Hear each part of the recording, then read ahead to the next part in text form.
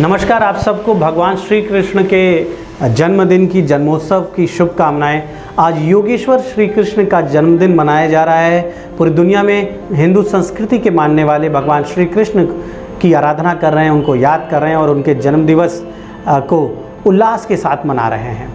लेकिन भगवान श्री कृष्ण का जन्मदिन उत्तर प्रदेश की पुलिस भी बहुत उल्लास के साथ मनाती है। उत्तर प्रदेश के लगभग सभी थानों में, उत्तर प्रदेश के कारागारों में, उत्तर प्रदेश की पुलिस लाइंस में पुलिस बहुत बढ़ चढ़कर भगवान कृष्ण का जन्मदिन मनाती है। भगवान कृष्ण से पुलिस का आखिर क्या नाता है, एक सवाल बनता है यहाँ पर, क्योंकि और भी बहुत से त्यौहार हैं, बहुत से पर्व हैं। उन पर्वों में पुलिस उतना एक्टिव नहीं दिखाई पड़ती है, उतनी रुचि नहीं लेती है, उतना एंजॉय नहीं करती है जितना हमारी पुलिस कृष्ण जन्माष्टमी को एंजॉय करती है। सारे पुलिसकर्मी, सारे अधिकारी किसी भी जाति धर्म के हों, वो भगवान श्री कृष्ण की भक्ति में लीन हो जाते हैं।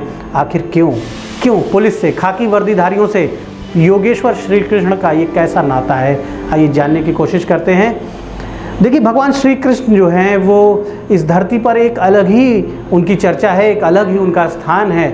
उन्हें योगेश्वर भी कहा गया, उन्हें माखन चोर भी कहा गया, उन्हें रासलीला करने वाला भी कहा गया।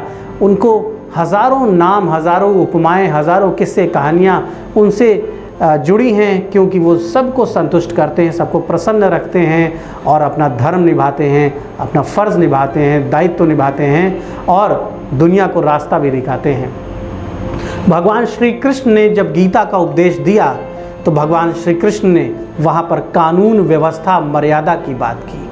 आप गीता उपदेश को बहुत से लोगों ने पढ़ा होगा। गीता उपदेश भगवान कृष्ण के द्वारा बताई गई एक कोड ऑफ कंडक्ट है, एक आचार संहिता है, क्या करना है, डूज एंड डोंट्स। भगवान कृष्ण ने बताया कि धर्म क्या है। जिसे आप धर्म कहते हैं वो कानून व्यवस्था का ही एक रूप है।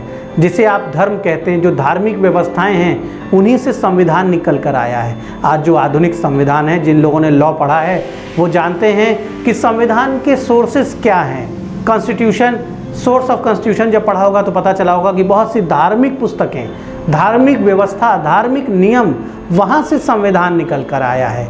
ये जो सभ्यता, जो व्यवस्था, ये जो सिविल सोसाइटी, ये जो रूल्स एंड रेगुलेशंस आप देखते हैं, ये जो सारी चीज़ें आज इस आधुनिक विश्व में आपके सामने हैं, इन अधिकांश चीज़ों का जो स्रोत है वो धर्म है।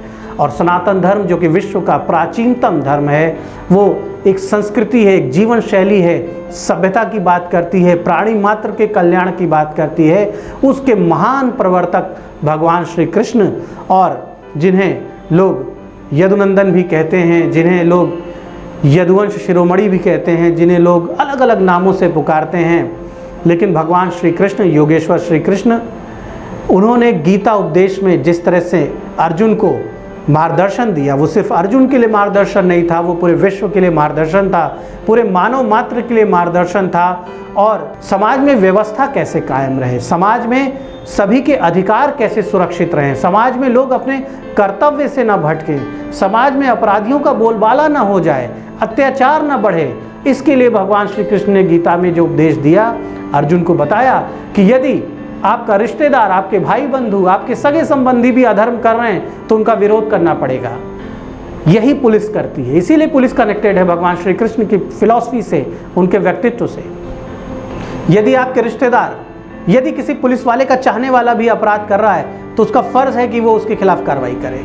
यदि कोई पुलिस वाला फर्ज के रास्ते पर अपना फर्ज नहीं निभा रहा है तो उसके लिए भी दंड की व्यवस्था है। भगवान ने बताया अर्जुन को कि यदि फर्ज नहीं निभाओगे तो तुम भी दंड के भागी हो। अर्जुन अपने हथियार रखकर निराश होकर बैठ गए थे, कह रहे थे मैं कैसे अपने रिश्तेदारों पे शस्त्र चलाऊं, मैं कैसे अपने गुरुओं पे शस्त्र चलाऊं, मैं कैसे अपने भाई बंधुओं पर, अपने पिता के समान अपने लोगों पर मैं कैसे हमला करूं, कैसे मैं उनका रक्त बहाऊं।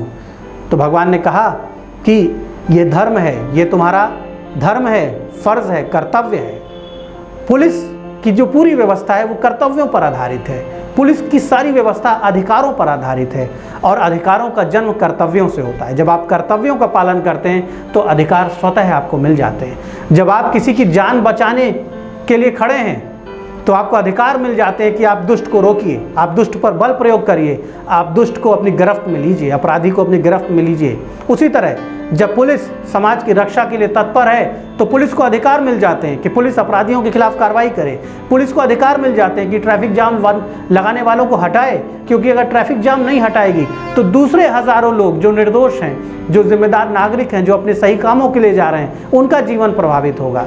तो कानून व्यवस्था का जो दर्शन है, फिलॉसफी, लीगल सिस्टम का, लॉ एंड ऑर्डर की जो पहली फिलॉसफी है वो भगवान कृष्ण ने बताई है गीता में। और इसीलिए महाभारत का युद्ध हुआ कि लॉ एंड ऑर्डर कायम रहे, जस्टिस कायम रहे, न्याय कायम रहे, सिस्टम कायम रहे। महाभारत का युद्ध किस लिए हुआ? क्योंकि कुछ भाइयों ने अपने दूसरे भाइयों की प्रॉपर्टी हड़प ली, उनकी स्त्रियों का अपमान किया, उनका अनादर किया, उन पर जानलेवा हमले किए, उनके खिलाफ साजिश की। वहाँ पर आवश्यक था, उस समय इस तरह का लीगल सिस्टम नहीं था, उस समय इस तरह से कोर्ट नहीं थी, जुडिशरी नहीं थी, लेकिन भगवान श्री कृष्ण ने वहाँ पर एक सिस्टम वहाँ पर डेवलप किया, एक अवधारणा वहाँ पर दिखाई, एक व्यवस्था के दर्शन दिए। और उन्होंने अर्जुन का मार्गदर्शन किया, पांडवों का मार्गदर्शन किया और पांडवों से कहा कि धर्म की स्थापना के लिए, धर्म की रक्षा के लिए युद्ध करो, ज़रूरी है। लीगल सिस्टम की स्थापना के लिए युद्ध करो, लॉ एंड ऑर्डर की रक्षा के लिए युद्ध करो। और इसलिए उत्तर प्रदेश की पुलिस भगवान श्री कृष्ण को अपना आदर्श मानती है। साथ ही साथ एक बात और यहाँ पर जुड़ी है कि भगवान श्री कृष्ण का जन्म कारागार में हुआ था और कारागार की संरक्षक भी पुलिस है। कारागार की व्यवस्थाएं भी पुलिस के दम पर संचालित होती हैं। कोई भी राज्य व्यवस्था, कोई भी सिस्टम, कोई भी देश, कोई भी समाज बिना अनुशासन के नहीं रह सकता, बिना नियमों के नहीं रह सकता। और नियम और अनुशासन को स्थापित रखने वाली, उसकी रक्षा करने वाली जो फोर्स है वो पुलिस है। तो भगवान श्री कृष्ण ने कारागार में जब जन्म लिया था, कंस लगातार अपनी बहन के सभी बच्चों का वध कर दे रहा था, लेकिन जब कृष्ण जी का जन्म हुआ तो सारे ताले टूट गए कारागार के, सारे सिपाही मूर्छित हो गए और भगवान श्री कृष्ण सकुशल नंद बाबा के यहाँ पहुँच गए। तो पुलिस ये भी प्रार्थना करती है कि व्यवस्था बनी रहे, लॉ एंड ऑर्डर बना रहे, पुलिस का बल बना रहे, पुलिस की ईमानदारी बनी रहे, पुलिस की कर्तव्य परायणता बनी रहे, पुलिस के अधिकार सुरक्षित रहें।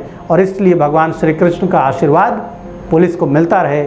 इसलिए पुलिस के सारे लोग भगवान कृष्ण की आराधना करते हैं और कृष्ण जन्माष्टमी पूरे उल्लास के साथ मनाते हैं।